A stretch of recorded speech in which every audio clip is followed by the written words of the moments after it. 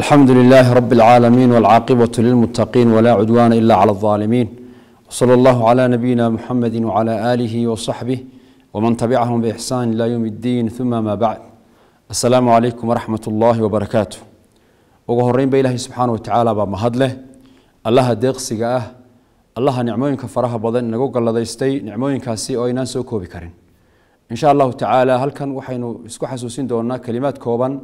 oo ku saabsan carabka iyo khatarta uu leeyahay saynu ogsoonahay walaalada dadka muslimiinta ah waa dad walaalo ah waana dad isu naseexaynaya ilaahina subhanahu wa ta'ala quraanka kariimka wuxuu ku wadakir fa inna dhikra tanfa'u almu'minin waani baa rabbi subhanahu wa ta'ala waanada qofka mu'minka dadka mu'miniinta ayay anfacaysaa carabku wuxuu kamid yahay walaalayaal xubnaha qaaliga ah ee rabbi subhanahu wa ta'ala inagu galladaystay waanu rabbi subhanahu wa ta'ala inagu galla sheegtay alle wuxuu subhanahu wa ta'ala alam naj'al lahu 'aynayn ولسانا وشفتين لبا اندود ميانان ويلي بار ربي سبحانه وتعالى ميانان دين لبا اندود دين سمين عرب يلبديس دان ميانان يلبديس دان ميانا دبنود ميانان دين سمين با ميانان دين سمينين اي ربي سبحانه وتعالى هدي حق وناق يا خيرك اين ولا كعنو الله ينوافجيه wax badan oo khayr qofka suurtagal ah xaq xumaha iyo sharka hadeen wala kacnana waxa weeyaan khatar cadiim ilaahay subhanahu wa ta'ala quraanka wuxuu ku tilmaamay kelmad kasto ka soo baxda carabkeena وأفكارنا كسب بودا إن يتهمد قرن ملك ترسنا يوكوبية أو حاضر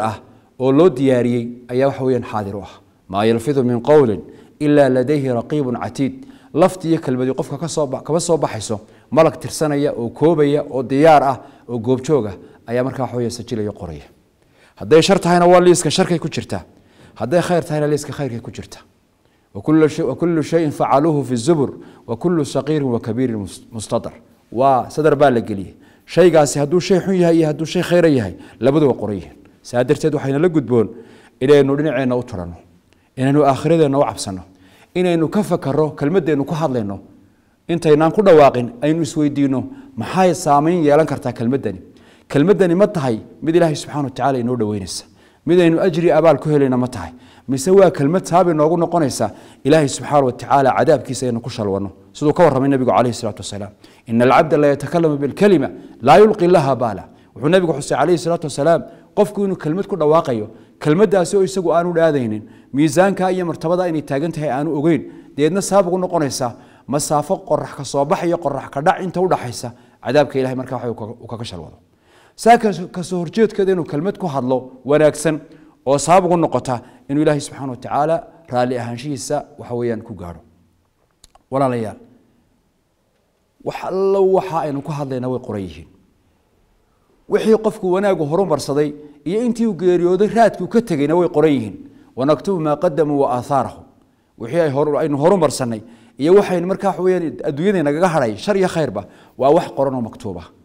rasuulkeenu kaleey salaatu wasalaam wuxuu ka soo gaarsiiyay من كان يؤمن بالله واليوم الآخر فليقل خيرا أو ليصمت وارك إلهي آخر الرميسان قفك إلهي آخر الرميسان وح خير لها كهر له أما يسكع مصابون النبي يقول عليه الصلاة والسلام ووانا وين ووح شيق موين سبحان الله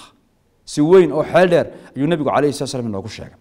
رسول كانوا عليه الصلاة والسلام صحابة سؤال بويتي وعكور أتدرون ما الغيبة آفات كمركا حويا عرب كيما هذا هي مشكلتها وعرب كله حنتها كمدا والزمن كان وقت كان إنه جوجنو آدي آدو بدن ودحدينا أدمودين إنه حلاشني سيدي حلاش وكلا إنه سمينين وحكى شيء ضدك كله وقفكوا إنه قف كله وحكى شيء وينافض ضد إلا من رحم ربك قف إلهي ونحرستمه يعني أتدرون ما الغيبة ما تقانا أبو النبي يقول عليه الصلاة غيبة ده هي حنتها حديث أبو هريرة صحيحة وعقول الرسول قال ما تقانا غيبة ده مركز يقول هذا الله ورسوله أعلم إلهي الرسول كيسا قرنيا وأكيد بسنة صحابة النبي عليه الصلاة والسلام مركز يقول رسولك عليه الصلاة والسلام ذكرك أخاك بما يكره غيبة إيه حنت وحوي ولا الكاغا مسلم كائنات كشيكتو وحو لبسانيو وحو كحمانيو وحانوش على سنة كشيكتو سؤال بويديان قيل يا رسول الله رسولك إلهي بيدهدين أفرأيت إن كان في أخي ما أقول كورنا الدي ولا الكي وحان كشيغيا وكسف فيسنيه وكبر دحجرو أرنتم حين قرنسا إن كان فيه ما تقول والنبي يقول عليه الصلاة والسلام إن كان فيه ما تقول هدو حاء كشيغي سبرك وكتشرو فقد اقتبته وضحمتي وإن لم يكن فيه هدي أنو كتشرنا فقد اقتبته فقد بهته وأتكب أنا برتبه كبسي وين been abuurad weeyaan haddii aanu ku jirin marka labadii jeer midna waa kala daran yihiinba maxay nagala gudboon inaanu uga naseexayno inuu talo wanaagsan ka siino in qofka si qurux badan oo wanaagsan loola hadlo laakiin waxa aynu wadno kelmadaynu qorayno baraha bulshada warka aynu dhex marinayno ama qoraal ha noqdo ama qowl ha noqdo labada liis midun buu galaya iska hubi aakhiro xisaab ayna ka dambaysa xubnuhuna way inagu markhaati furayaan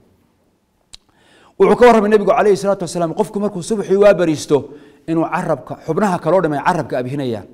idaa asbaxa ibnu aadam fa ina alacdaa kullaha tukafiru lisaan xubnaha kaloo dhamay waxay la hadlayaan carabka oo waxa weeyaan ay isu duleynayaan maxay ku odhanayaan ittaqi illaaha fiina ilaahay nagaga cabsa carabyo fa inamaa naxnu bik fain istaqamta istaqamna wain icwajajta icwajajna carab yahu ilaahay nagaga cabso haddii aad toostana waanu toosi haddaad qalloocatana waanu qalloocan war ilaahay subxaana wa tacaala aynu ku cabsano war rabbi tabaaraka wa tacaala aynu ka dhowrsano war carabadeenu yaanayna halaagin nabigu calayhi salaatu wasalaam nin baa u yimid abi umaama saxaabiga leedha wuxuu waxa u yimid rasuulka calayhi salaatu wasalaam cuqbata ibnu caamir baa nabiga u yimid calayhi salaatu wasalaam xadiidka markaa waxa weeyaan imaam tirmidi soo saaray wuxuu ku yidhi rasuulka calayhi salaatu wasalaam qultu yaa rasuul allah man najaa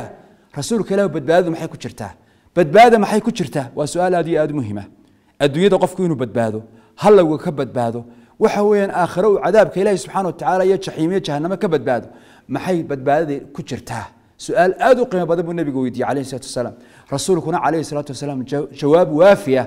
oo aad u qiimo badan ayuu ugu jawaabay nabigu calayhi salaatu wasalaam saddex kelmadood oo gaagaaban oo macno badan xambaarsan buu u dhiibay nabigu calayhi salaatu wasalaam waxaana nabiga calayhi salaam ka mid ahaa waxyaabaha ilaahay ku karaameeyey ee rasuulka rabbi subxaana wa tacaala siiyey jawaamicu lkelim kelmado koobkooban oo macno badan xambaarsan wuxuu ku yidhi nabigu calayhi salaatu wasalaam amsik calayka lisaanak war carabkaaga iska qaba carabka walyasacka beytuk gurigaaguna ha ku deeqa buu nabigu yihi calayhi salaatu wasalaam wabki calaa khatii'atik gafkaagana ka oy buu nabigu yihi calayhi salaatu wasalaam intee baynu maanta carabka iska qabanaynaa intee baa gurigeenu ina deeqaya intee baynu dadka nabadgelinaynaa intee baynu ku xisaabtamaynaa waxaynu ku hadlayno culimo caamo madax shacab mucaarad iyo muxaafid cid kastaba dheh rag iyo dumar waxaynu ku hadlaynaa way qoran yihiin lima shahidtum calayna aakhirana waxayna sugaysaa in qofka xubnuhu ay ku markhaati kacaan oo ay idhaahdaan waxa weeyaan maxaa iigu markhaati kacdeen buu qofka odhanaya andaqana allahu aladii andaqa kula shay ilaahay wax walba ka hadliya baa naga hadliyey war waxaan ku soo gunaanadi lahaa war waa kaa nabigu jawaabtuina siiyey calayhi salaatu wasalaam amsik calayka lisaanak carabkaaga iska qabo walyasacka beytuk gurigaagu ha ku deeqo wabki calaa khatii'atik abubakar sidiiq radia allahu canhu intuu carabkiisa saa u qabtay ayaa wuxuu lahaa hada aladii awladani lmawaarid war kay halaagayaaba waa kan waa saxaabigii jaliilka qiimaha badnaa ee nabiga calayhi salaatu wasalaam jannada ugu bishaareeyey weeyaan ka sidaa leh waxaan ku soo guranadi laha ilaahay aynu ka cabsano waar carabka aynu iska qabanno aynu iska ilaalino carabka carabadeenu yaanayna halaagin السلام عليكم ورحمة الله وبركاته.